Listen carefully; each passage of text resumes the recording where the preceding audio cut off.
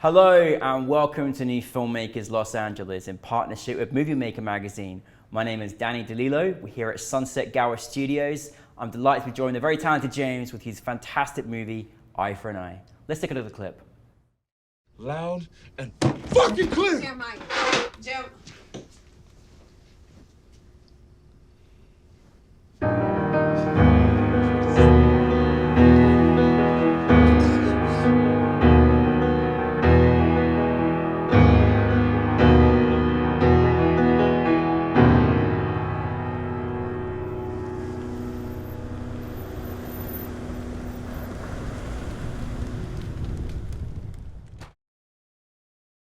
James, so happy to have you here. Thanks for having me. Appreciate you. Really, really good. You know how much we loved your film. People were raving about it afterwards. Like, we're so happy to have it on the big screen with us again. For those that haven't seen it, tell us a brief synopsis. Yeah, of course. So Eye for an Eye is about a young black pianist who loses his sister to violence, unfortunately, and he's under the immediate pressure to retaliate. So for me, it's just like a meditation on grief and loss, and even though retaliation is kind of like the spine of it, but I think for me, we focus more on the pressure that's put on a teen who's dealing with this loss, and how he has to cope with it. So, James, your artistic vision with this was mesmerizing. oh, man, I appreciate that. It really Appreciate was. it. Like, I get teared up just thinking about it. It was the dynamic of just the siblings and how they were shared on screen, how you portrayed them, to the friendships, to the families. Like, I mean, dude, this was a masterpiece, man. I really appreciate like, that for real. Really. It doesn't go too far to understand where the inspiration may have come from for the film, but what was that inspiration for you? For sure. In wanting to articulate this particular story and in the way that you did it as well? Yeah, most definitely. I appreciate you asking that. So, for me, I feel like this, the cycle of violence in my community, I feel like it's still prevalent today. And when I was growing up, it's just something I feel like is kind of normalized. And, when there's not enough resources around to deal with loss and to cope, it's like, how does one deal with it? And I think for Jeremiah in this particular story, for him, which he's the main character, for him, it's more about finding answers, He lost his sister. He doesn't live that lifestyle. But I think, I feel like Kendrick Lamar says it best about a good kid, mad city, So he's a good kid, but he's just living in a mad city, an environment around him that the only answer is probably violence. So as he's searching for this thing, how is he supposed to cope without those resources around him? He's going to his parents for answers. They don't have it because they also lost their daughter. So yes, it's one of those stories I feel like I just wanted to get off my chest, just to hopefully pay homage to my community and to tell the truthful portrayal of such a tragic circumstance. So. No, you really did, and I think there was an essence of you told it so real, and it was also told it very intimately, but from all the perspective of all the different characters. Before we get into that, like, you really had an amazing cast, who delivered performances that were just, they felt too real almost. Yeah. How did you go about bringing your cast together, James? Yeah, so we had a casting director help us out with that process, and man, this is a pandemic film, so like all the casting process was all through Zoom. But man, like, I remember like Blessing, who's the main character, like he was auditioning, like he was at work when he was auditioning, and it's just like all the authenticity he brought just in that audition alone. I was like, man, this dude, I know he has to be the one. Like, this guy is really just hitting it hard. And then when we were going through the casting process and having people read the lines and stuff, just how deep everybody would just really dive into those characters and really just like, man, those sessions were just so much fun, but also it just felt so real and authentic. And I already was feeling the vibes of the story already that I was getting from them. So just being able to go through that casting process and see so much talent that's gone through that process, and being able to land on the people that we landed on was just amazing, and they really just brought the characters to life. So I'm really just grateful for that. I love how visually, as hard as it was in the end, but you captured the sort of opening outdoor scene of just a community. Yeah. A community of just people talking to each other, playing outside, doing what would seem to be the normal things. Living life, just living life, right?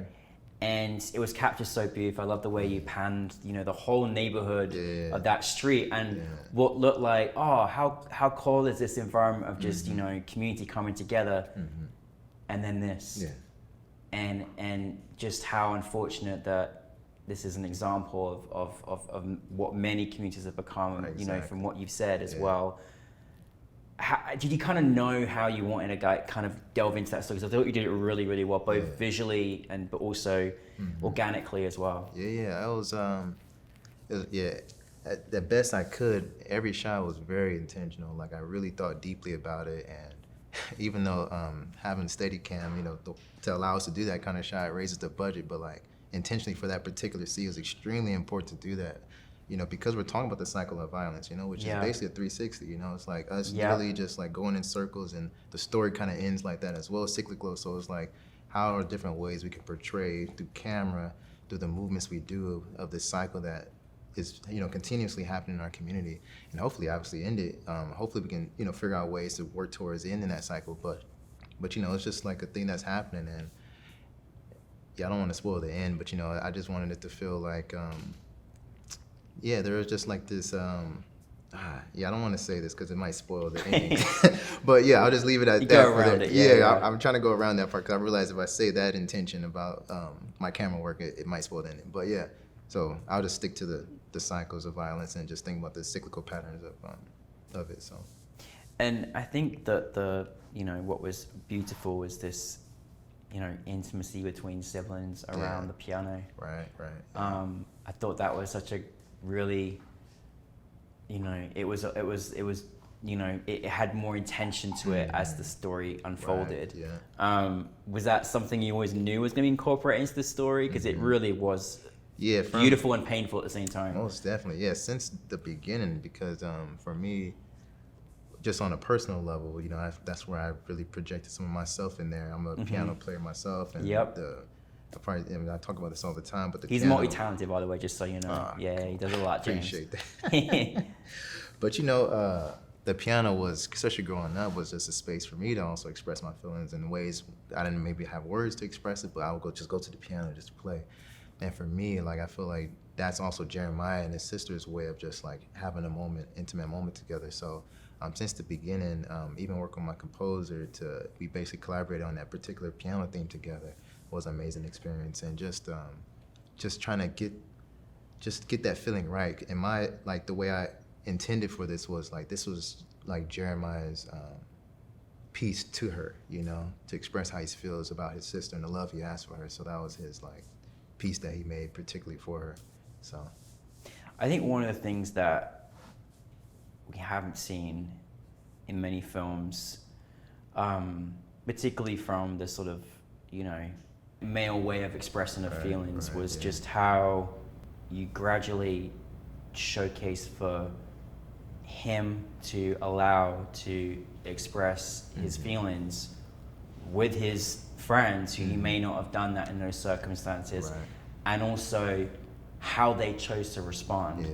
And that was so powerful. I mean, it was incredible. Was that something that was intentional for you? Oh yeah, most definitely. Because I feel like it's probably a common thing in my films so far, and probably my future films. I'm just like exploring black male masculinity, and like I always talk about how sometimes it can feel very just tunnel division.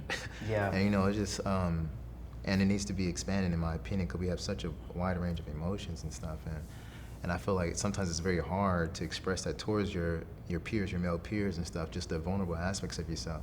But I really want to show, like, even if we might not necessarily agree with the tactics his friends would, you know, the solutions they give him, which is like violence, but like they deeply care for him, and they like are definitely with, you know, they're the ones that's there giving him probably the physical touch he needs, the hugging that he needs that his parents are not giving him, you know. I feel like Jeremiah is just yearning to be held, you know?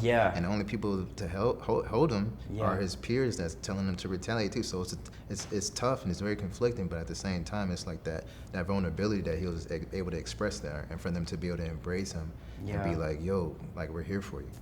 I mean, you just flipped us all over so many times in this film, James, and you just really put some just very, very important moments into there. For you as a director now, like, What was it like directing this, and how was it directing your actors like this? Yeah, oh man.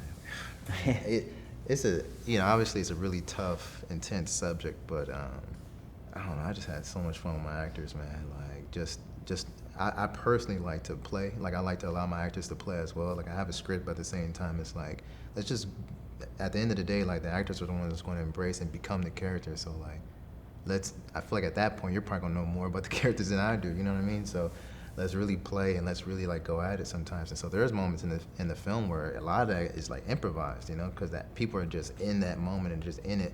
And so for me, being able to direct my actors and direct with them that way, just like they really just took things to the next level to help me portray this in such an authentic way.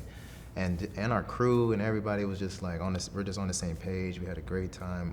One of my peers too, since it's such a tough topic, every time he was there, he would pretty much during lunch provide like yoga and breathing technique practices. Wow. So like, we were doing yoga and stuff, and during lunch breaks and stuff. So I really appreciate him for doing that. Yeah. So just trying to find that balance, because that makes it tough. Trying to have fun, because we love what we do, but also this is a very, the subject matter is also, so we got to be very serious too when it's, when we need to be, and really be there and be on the same page together. Mm-hmm. So trying to find the balance of all that was really great. That's such a great way to, again, take a very important subject. We want to give everything to it, but then, you need mental balance too, right? Exactly. To be able to like go through to the next part of the film, or et cetera, et cetera.